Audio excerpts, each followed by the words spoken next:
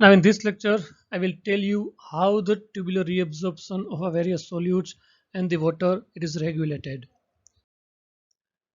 Now it is very important to maintain the balance between the glomerular filtration and the tubular reabsorption. So like that of the filtration, the tubular reabsorption is also controlled by various mechanisms that include the local control mechanism, hormonal mechanism and the nervous control. So that we will look into. So starting with the local control mechanism, where one of the most basic mechanism that control the tubular reabsorption, it is a glomerular-tubular balance. And this glomerular-tubular balance, it is the ability of tubules to increase the reabsorption in response to increased tubular filtration. That means whenever there is increase in the tubular filtration, that is a GFR, simultaneously the total rate of reabsorption will also increase. Okay, so GFR badega, the tubular reabsorption will also increase. But even though the percentage of the GFR reabsorbed in the proximal tubules mainly, it will remain relatively constant at about 65%. That means जितना भी GFR है उसका 65% approximately it will be reabsorbed from the proximal tubules irrespective of the filtered load. And mainly this glomerular balance it is seen in the proximal tubule, but to certain extent it is also seen in the loop of Henle also. So the reabsorption from this portion, loop of the Henle, and mainly from the proximal tubule, it is also called as obligatory reabsorption. Okay. And it is independent of any hormones. That means it is not dependent on any hormones. So that's why it is also called as a obligatory reabsorption. And the importance of this glomerular balance is that it will prevent the overloading of the distal tubular segment whenever the GFR is increased. So the increase in the GFR will not increase the load over the distal tubular segments. And this glomerular balance it is also a second line of defense in maintenance of the flow of a fluid in the distal tubular segment after the tubular or glomerular feedback.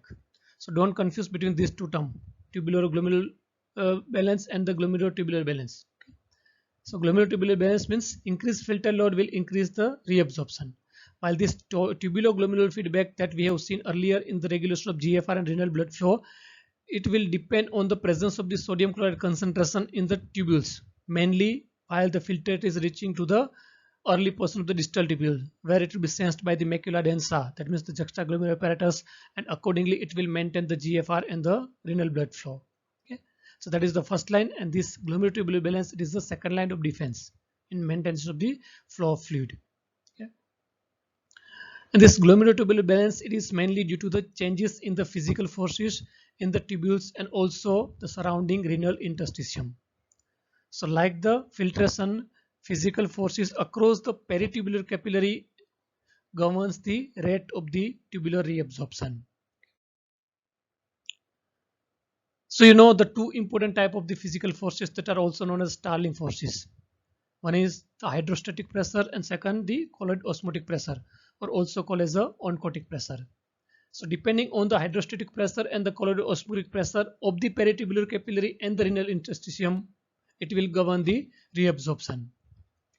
So changes in the peritubular capillary reabsorption changes the physical forces of the renal interstitium, and that ultimately affect the absorption of water and the solute from the tubules.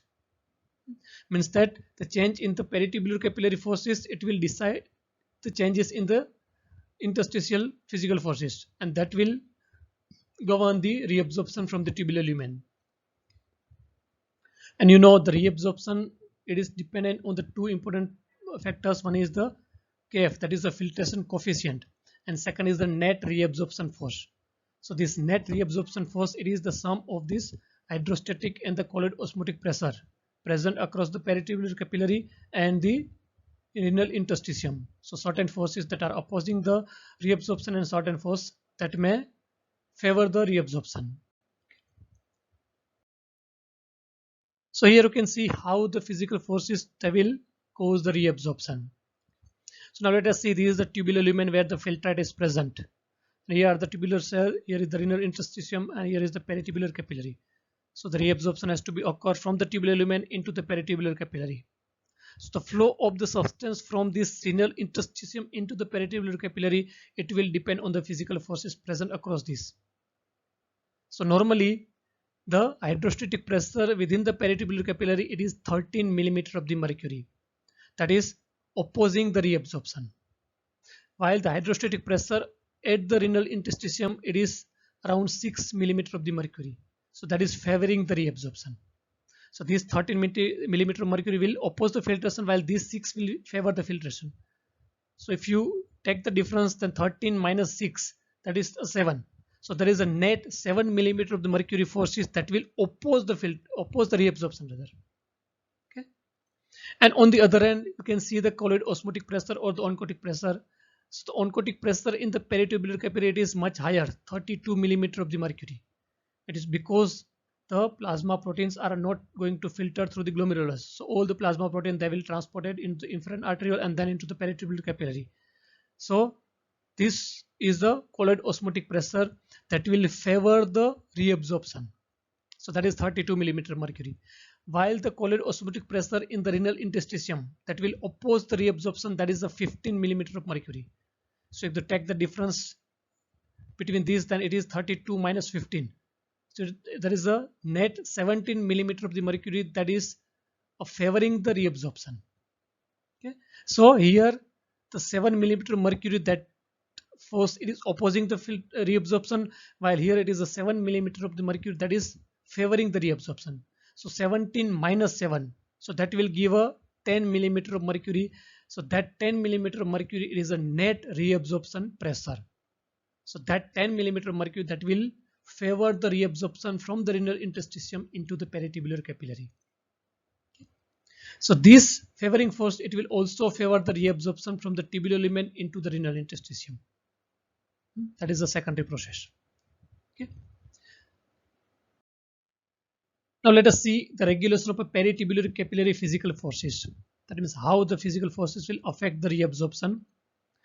So first thing is, whenever there is increase in the hydrostatic pressure of the capillary, peritubular capillary hydrostatic pressure, whenever it will increase, it will decrease the reabsorption.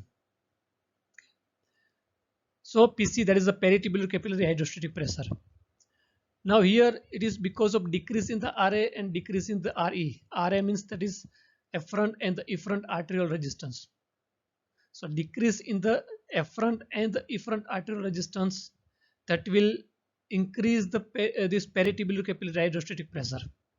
Because decrease this resistance, it will increase the renal blood flow.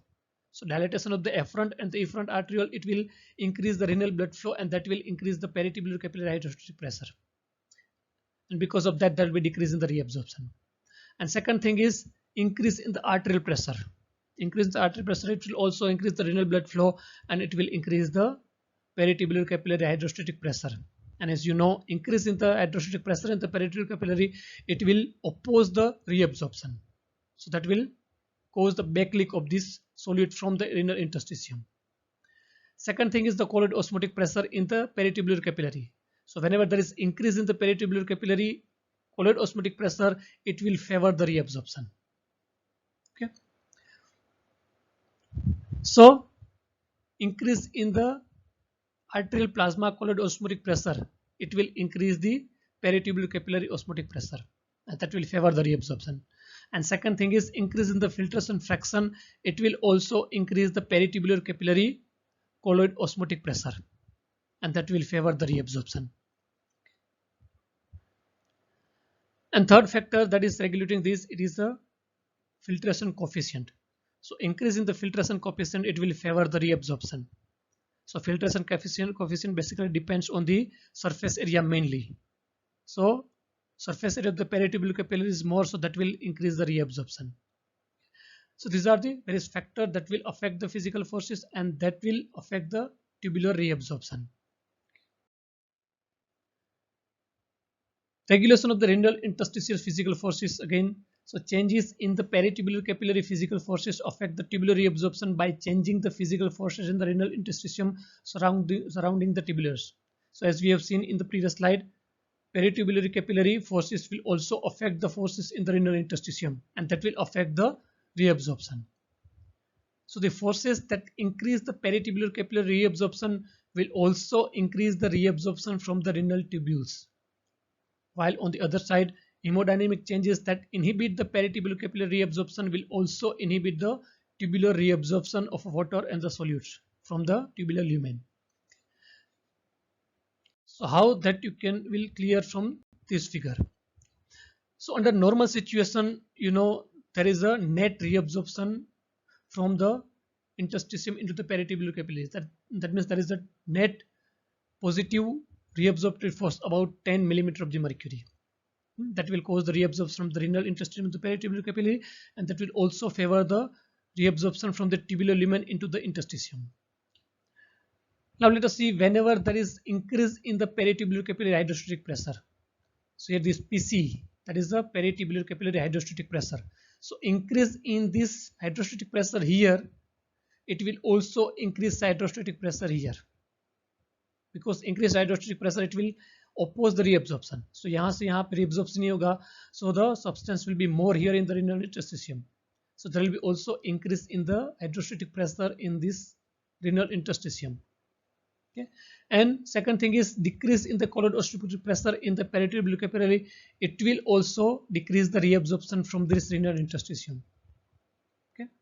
So because of increased hydrostatic pressure here, there will be also increased hydrostatic pressure here. So that will cause the backleak of the substance into the tubular lumen and decrease the reabsorption into the peritubular capillary. Okay. So now, as you know, the tight junction between the epithelial cell that are leaky. Okay. So whenever there is increase in the hydrostatic pressure here, because of increased hydrostatic pressure in the peritubular capillary, it will cause a backleak of the substance into the tubular lumen and it will decrease the reabsorption. And conversely, on the other side, if there is a decrease in the hydrostatic pressure here, then it will favor the reabsorption, and it will also favor the reabsorption from the tubular lumen as well. Then coming to the effect of arterial pressure on the urine output. So there are two important terms to learn. One is the pressure natriuresis and second pressure diuresis. So whenever there is increase in the arterial pressure, it will increase the urinary excretion of the sodium and the water. So increase urinary excretion of sodium, it is known as a natriuresis, and increase water excretion, it is known as a diuresis. And because of it is increase in the arterial pressure, these are known as a pressure natriuresis and pressure diuresis respectively. Now you know the autoregulatory mechanism that is maintaining the GFR and the renal blood flow. So whenever the arterial pressure it is between the 80 to 160 millimeter of the mercury, normally the autoregulatory mechanism will maintain the renal blood flow and the GFR and also the tubular reabsorption and excretion. But whenever the pressure is outside this, if it is more than 160 millimeter of the mercury, or if there is any kidney disease, then at that time the autoregulatory mechanism will fail to maintain the excretion and the reabsorption of the solutes. Okay. So at that time, increase in the arterial pressure, it will increase the sodium excretion and the water excretion both. Okay. So now whenever there is increase in the peritubular capillary pressure, increase in the arterial pressure may lead to increase in the peritubular capillary pressure. So that will increase the peritubular capillary hydrostatic pressure. And as I have told earlier, increased peritubular capillary hydrostatic pressure will also increase the hydrostatic pressure in the interstitial fluid, and that will cause the backleak of the substance sodium. And because of increase in the backleak of sodium, there will be less reabsorption of sodium, and secondary to that, there will be also decreased water reabsorption. So there will be loss of the sodium and the water in the urine. That is known as the pressure natriuresis and the diuresis. Okay. And second mechanism that is explaining this, that whenever there is increase in the arterial pressure, it will decrease the angiotensin II formation. And because angiotensin it is important in the sodium reabsorption, decrease in the angiotensin II, it will also decrease the sodium reabsorption from the tubules. And because of that, there will be decreased water reabsorption also. So there will be a loss of water and the sodium into the urine, and that is again a pressure natriuresis and the diuresis. Then coming to the hormonal control of the tubular reabsorption. So here the kidney can excrete solutes independently to maintain the body fluid and electrolyte concentration precisely. That means if there is increase in any of the solute, the kidney can excrete that solute only with normal excretion of the others. So कोई भी एक solute, if there is more, it is in more concentration in the plasma, so that will be excreted by the kidney without affecting the excretion rate of the other solutes. So as for example, मानो कि there is increase in the sodium concentration in the blood, so that will increase the sodium into the renal tubules. So the kidney will increase the excretion of that excess of the solute without affecting the potassium and the other ions. So that is one important feature of the kidney in controlling this body fluid and the electrolyte concentration. Okay? And now this control by the hormone, it is because of the presence of the several hormones in the body that are providing a specificity of a tubular reabsorption of different electrolytes and also the water. Okay? And that various hormones that are controlling this, that you can look at in this table. So that include the aldosterone, angiotensin 2, ADH, ANP, and parathyroid hormones. So the most important here is the aldosterone. Aldosterone that is secreted by the adrenal cortex. Okay. So this aldosterone will increase the sodium chloride reabsorption, and second to that also it will increase the H2O reabsorption, and with that it will also increase the potassium secretion. So sodium chloride का reabsorption will increase while the potassium का secretion or its excretion will increase. And this aldosterone will act mainly over the collecting tubules and the collecting duct. And you know they are acting on the principal cells of this portion. And the aldosterone will increase this reabsorption, sodium chloride and water reabsorption, by affecting the sodium potassium pump across the basolateral membrane. So the basolateral membrane will stimulate the sodium potassium pump, so that will create the concentration gradient for the sodium into the cell, and it will cause the sodium reabsorption, and it will increase the potassium into the cell, so that will cause the potassium secretion. And second thing, aldosterone will also increase the sodium permeability at the luminal side also. The second hormone, it is angiotensin 2, that will also increase sodium chloride reabsorption and the H2O reabsorption, and with that it will increase the H plus secretion. So it is important in the acid base balance. Now angiotensin 2, it will work mainly over the proximal tubule, then thick ascending limb of the loop of the Henle, distal tubule, and also over the collecting tubules. And this angiotensin 2 basically it works by increasing the aldosterone on one hand, and angiotensin 2 it will stimulate the secretion of aldosterone, and aldosterone will increase the secretion of all these things. And second mechanism of the angiotensin 2 is that it will cause the constriction of the efferent arterioles. Angiotensin 2 cause the constriction of the efferent arterioles, so it will increase the GFR, and then it will ultimately increase the sodium chloride and water reabsorption by decreasing the peritubular capillary hydrostatic pressure. Okay. And third mechanism for angiotensin 2 is that it will directly stimulate the sodium reabsorption from this portion of the nephron. Okay. And then coming to the antidiuretic hormone, that is ADH or vasopressin. It is mainly increasing the water reabsorption from the distal tubules and the collecting duct. Okay. And then ANP, atrial natriuretic peptide, basically it is secreted by the atria whenever there is an increase in the plasma volume. So it will decrease the sodium chloride reabsorption, and second to that it will also decrease the water reabsorption.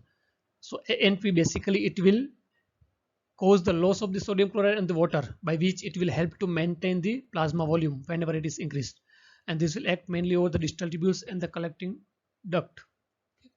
Then the parathyroid hormone, its site of action is mainly proximal tubule and the thick ascending limb of the loop of Henle, and also the distal tubules, where it will decrease the phosphate reabsorption and it will increase the calcium reabsorption.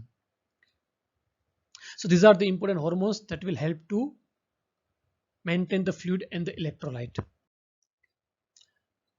So you can see the direct effect of the angiotensin 2. So angiotensin 2 के लिए यहाँ पे receptors होते हैं over the luminal side as well as over the basolateral membrane.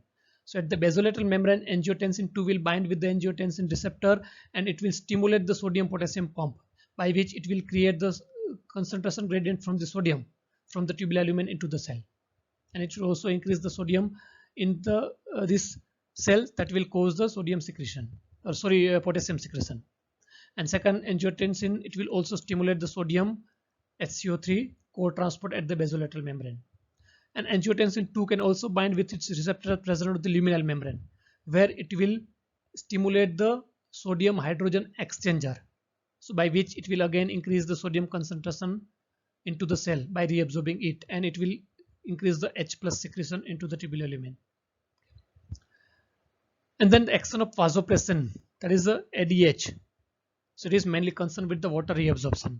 So as I also told this earlier, so this AVP or vasopressin will bind with its receptor, V2 receptor present over the basolateral membrane. So after binding with its receptor, it will cause the formation of the second messenger, that is cyclic AMP. Through the second messenger, it will move the aquaporin channels that are present within the cell towards the luminal membrane. So as these aquaporin channels will attach to the luminal membrane, it will cause the passive flow of water from the tubular lumen into the cell and then into the interstitium. So this is the action of the angiotensin 2 and the vasopressin. Then briefly about the control of the tubular reabsorption by a sympathetic nervous system. So sympathetic activation, it will decrease the sodium and water excretion. So it is again helping in the sodium and water reabsorption. So it is decreasing excretion and help in reabsorption by constricting the renal arterioles, thereby reducing the GFR. So sympathetic nervous system, basically it will constrict the efferent arterioles, by which it will decrease the GFR, and thus it will decrease the sodium and water excretion. Okay. And the sympathetic nervous system will also increase the sodium and water reabsorption, mainly in the proximal tubules and also in the thick ascending loop of the Henle and in the distal tubules. And this also increase the renin and the angiotensin 2 formation. So that will help again in the reabsorption of sodium and the water. So clear? So this all about the various mechanisms that are concerned with the regulation of various solutes and the water from the different part of the nephrons. Thank you.